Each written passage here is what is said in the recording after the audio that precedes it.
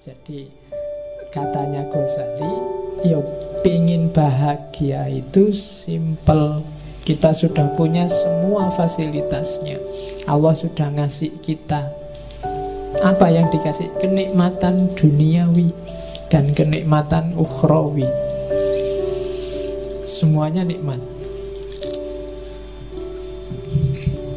Yang pertama, ini ranking 1, 2, 3, 4, 5 itu ranking. Ranking paling atas itu nikmat ukhrawiyah, nikmat besok di akhirat.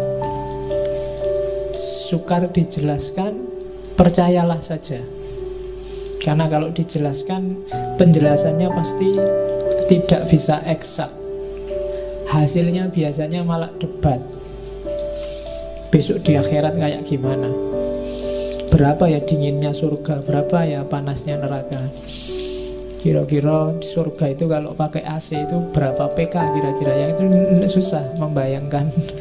Ngomong yang eskatologis itu hanya bisa dipercaya. Tapi di sana digambarkan nikmat luar biasa. Cuma kenikmatan surga tidak akan bisa dicapai kalau kita tidak ketemu dengan nikmatnya jiwa, keutamaan nafsiyah. Kalau di dunia ini jiwamu galau, tidak tenang, entah karena apa, tidak mutmainnah, ya kamu tidak akan ketemu kenikmatan ukhrawi. Makanya kan di Al-Fajr itu, ya ayyatuhan nafsul mutmainnah. Kalau makomnya jiwamu belum nyampe mutmainnah, kamu tidak akan ketemu nikmatnya ukhrawi. Jadi jiwamu harus stabil dan nikmat dulu. Kalau di Mizanul Amal, cari nikmatnya jiwa gimana Pak? Yang pertama, akalmu. Dia akan merasa nikmat dengan ilmu. Jadi kita punya akal, bagian dari jiwa kan akal itu. Dia akan nikmat kalau dapat ilmu. Maka sering-seringlah ngasih gizi ke akalmu dengan ilmu. Semakin banyak dia dikasih suplemen ilmu, semakin dia akan merasa senang dan aman. Paham itu bikin tenang, tidak paham itu bikin galau. Teori paling gampang itu. Maka akalmu kasihlah dia kenikmatan dengan ilmu. Terus dirimu, maksudnya kedirianmu, pribadimu, bikinlah dia nikmat dengan warok. Warok itu menjaga diri. Jangan ngawur hidupmu kalau pengen tenang. Ya rumus paling gampang, jangan lakukan yang haram, yang maksiat, jauhi yang syubhat. Kalau kalian jauh dari 3 hal ini, pribadimu akan merasa tenang. Jangan ketipu oleh enak sementaranya yang haram dan yang maksiat, apalagi yang syubhat. Jadi kalau akalmu selalu dapat suplemen ilmu dan dirimu terjaga dari yang jelek-jelek, kamu akan nyaman, jiwamu akan tenang. Terus yang ketiga, meskipun begitu, kamu juga harus memanjakan jiwamu dengan kesungguhan dan keberanian. Hiduplah yang serius, hiduplah yang punya cita-cita, punya target, dan berani. Yang keempat, adil. Adil itu hiduplah secara proporsional, baik di level fisik maupun di level rohani. Jadi proporsional itu ya yang harusnya 10 dikasih 10, yang harusnya 1 dikasih 1. Fisik itu adil, kalau sehari butuh makan 3 kali ya dikasih 3 kali. itu adil. Rohani itu adil, ya sesuai dengan kebutuhanmu. Misalnya sudah waktunya nikah, ya nikah aja. Sudah jatuh cinta, waktunya pacaran, ya jatuh cinta aja, enggak apa-apa. Nggak usah dibendung-bendung, saya anti pacaran Pak, nggak mau jatuh cinta Pak. Kalau jatuh cinta ya jatuh cinta aja, kenapa enggak? Wong itu fitrah. Yang nggak boleh kan melampiaskannya kayak gimana. Tapi yang fitrahmu untuk suka pada lawan jenis, bukan yang sesama jenis loh ya, itu penuhilah, nggak apa-apa. Kalau ini terpenuhi, kamu akan utama jiwamu, nafsiyahmu tenang, mutmainnah, baru kamu dapat kenikmatan ukhrawi.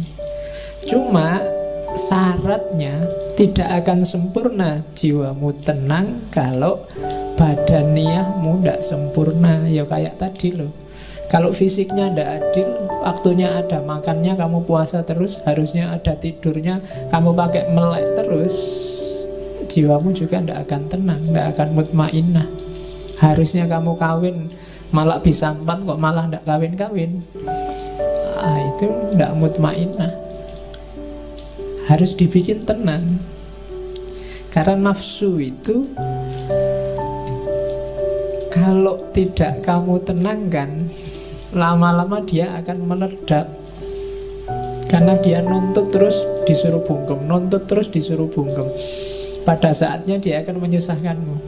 Sama kan kadang-kadang santri itu waktu di pondok tidak boleh lihat TV, tidak boleh baca koran, tidak boleh bawa HP, tidak boleh itu. Begitu keluar dari pondok kuliah, dia yang pertama nyari pacar.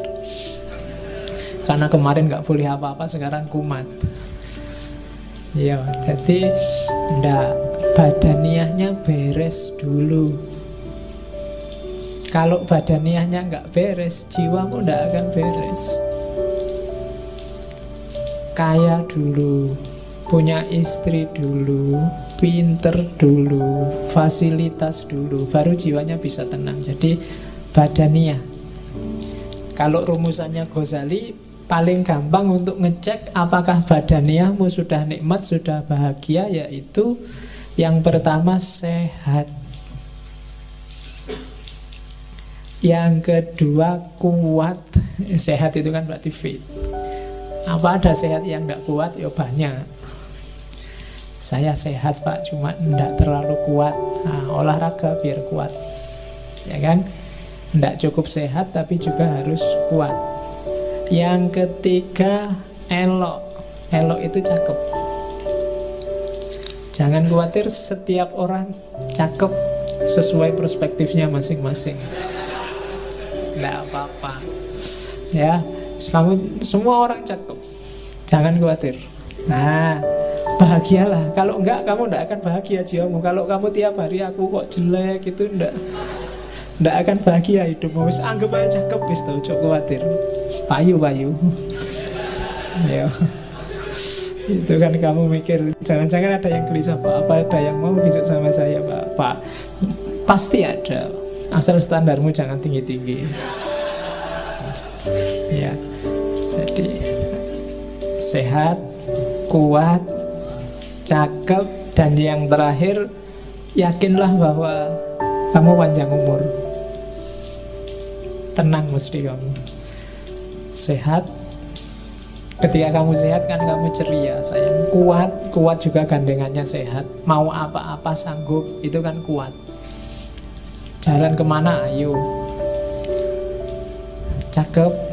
Jadi kamu merasa pokoknya tidak ada celahnya diriku ini, Allah ngasih aku lengkap, alhamdulillah. Dan panjang umur. Orang yang merasa punya kualifikasi 4 ini secara badaniyah, maka dia sebenarnya sedang bahagia secara fisik. Cuma selanjutnya, untuk nikmat badaniyah kita butuh kenikmatan eksternal dari dunia di luar diri kita. Kita butuh punya harta, itu kan di luar. Kita butuh punya keluarga, itu di luar. Kita butuh dihormati orang, itu juga dari luar. Jadi kita butuh kenikmatan dari yang di luar diri. Dari kenikmatan di luar diri itulah diri kita akan merasa nikmat secara fisik. Dari nikmat secara fisik itu kita akan nikmat secara rohani, secara jiwa. Dari kenikmatan rohani itu pada akhirnya secara ukhrawi nanti kita juga akan nikmat. Cuma kenikmatan dari luar itu butuh pelengkap luar yang sangat luar. Apa bahasanya? Yaitu apa? Kenikmatan taufikiyah. Kenikmatan yang menunjukkan kalian merasa bahwa Allah itu sayang padamu dan ngasih banyak padamu. Sebagus apapun kehidupanmu hari ini, kalau kamu merasa dicueki Allah, atau apalagi Allah benar-benar cuek padamu, kamu gak akan dapat merasakan kenikmatan apapun. Kamu melakukan korupsi, enak loh korupsi itu. Kamu dapat banyak uang, mau apa aja bisa. Tapi karena kamu tahu bahwa dengan kamu korupsi ini Allah tidak akan ridho padamu, maka tidak jadi nikmat. Kamu nyontek ujian, enak kan? Nyontek itu nggak perlu capek-capek belajar, bisa langsung jawab. Dan bener lagi, dan bagus lagi. Dosennya sampai heran, ini kuliah tidak pernah masuk, makalah tidak jelas, disuruh ngomong apa juga temennya nggak paham, tapi jawabannya sip, akhirnya dikasih A. Tapi karena kamu ngerti itu nyontek, A-mu itu bukan sumber kebahagiaan. Kenapa? Karena kamu ngerti bahwa sebenarnya Allah tidak ridho dengan nyontekmu. Maka dasar dari semua kenikmatan tadi adalah keutamaan taufiki. Dapat hidayah, dapat inayah, dapat petunjuk, rusd, dan seterusnya. Jadi pertama-tama yakinlah bahwa Allah ridho padamu. Setelah itu carilah bekal yang kamu butuhkan untuk nikmat, untuk bahagia. Nyari harta, nyari kehormatan, nyari status, cari tidak apa-apa, itu sumber kehormatan. Kalau itu sudah dapat, maka kamu akan dapat kenikmatan duniawi, kenikmatan badaniyah. Dengan bekal kenikmatan badaniyah ini, jiwamu juga akan nikmat, bahagia, akan tenang. Ketika jiwamu bahagia, insya Allah besok akhiratmu bahagia.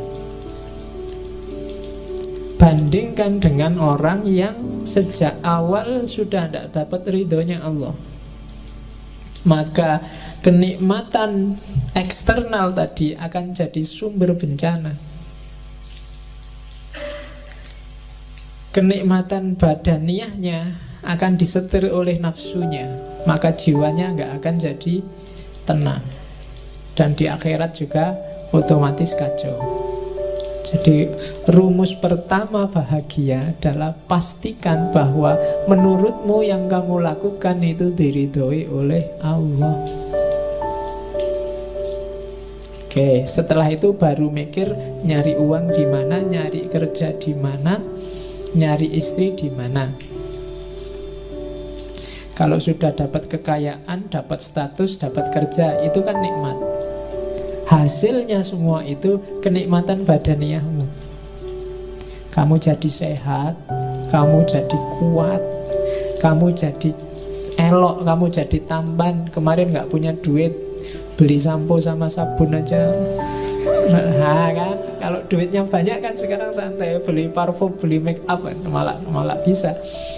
Kalau itu sudah terpenuhi kan jiwamu kan tenang.